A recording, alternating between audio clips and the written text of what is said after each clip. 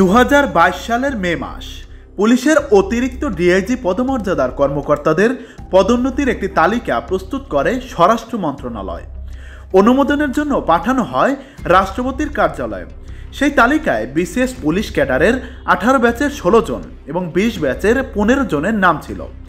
কিন্তু সেই তালিকা দেখে ক্ষুব্ধ হন তখনকার রাষ্ট্রপতি আব্দুল হামিদ, কারণ তালিকায় নাম ছিল না আলোচিত পুলিশ কর্মকর্তা হারুন আর রশিদের, যিনি ডিবি হারুন নামেই বেশি পরিচিত।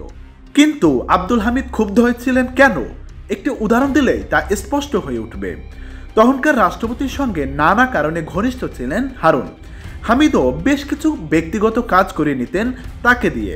ধূমপায়ী রাষ্ট্রপতির সিগারেটের যোগান দেওয়ার দায়িত্ব বঙ্গভবনের, কিন্তু হারুনকে নিয়ে যেতে হতো সেই সিগারেট। কেন? কারণ হারুন সিগারেটের সঙ্গে নিয়ে যেতেন বিশেষ পানীয়। বঙ্গভবনের পণ্য সরবরাহ তালিকায় স্থান নেই এই দ্রব্যটি। এজন্য সকাল, দুপুর, বিকাল, সন্ধ্যা কিংবা রাত বঙ্গভবনের ফটক হারুনের জন্য সদা উন্মুক্ত ছিল। প্রায় প্রতিদিনই কোনো না কোনো সময় আড্ডা দিতেন হামিদ ও হারুন।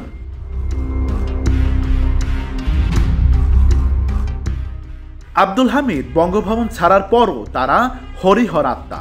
যেদিন নিকুঞ্জের লেকপাড়ের বাসায় ওঠেন সাবেক রাষ্ট্রপতি, তার পরদিন দুপুরে ওই লজের সামনে সাদা পোশাকে দেখা যায় হারুনকে।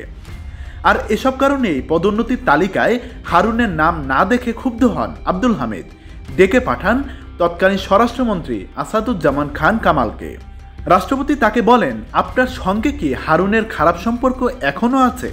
রাষ্ট্রপতির প্রশ্নের জবাব না দিয়ে চুপ করে থাকেন কামাল, কারণ রাষ্ট্রপতির সঙ্গে হারুনের অন্তরঙ্গ সম্পর্কের কথা অজানা ছিল না স্বরাষ্ট্রমন্ত্রীর।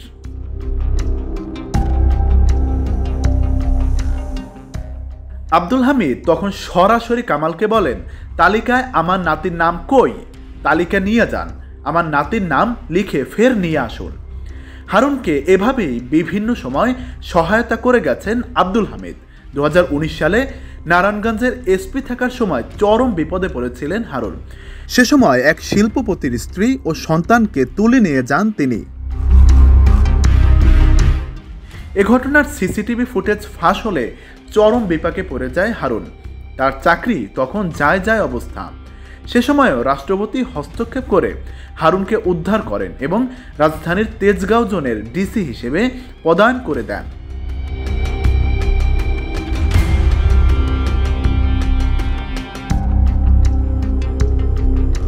আসাদুজ্জামান কামাল তালিকার সংশোধন করে হারুনের নাম ঢোকান।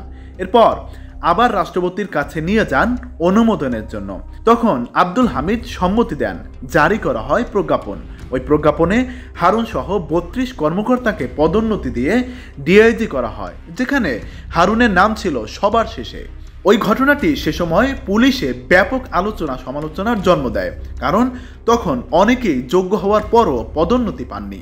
2011 সালে জাতীয় সংসদের সামনে তখনকার বিরোধী দলীয় চিফ হুইপ জয়নাল আবেদিন ফারুককে মারধর করে আলোচনায় আসেন হারুন।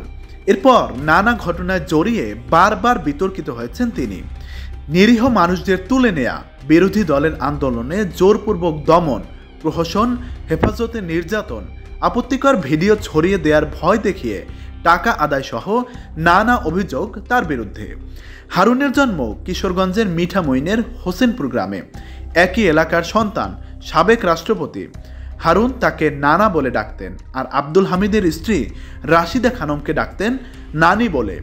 কিশোরগঞ্জ সফরে গেলে প্রতিবারই তাদের সঙ্গী হতেন হারুন।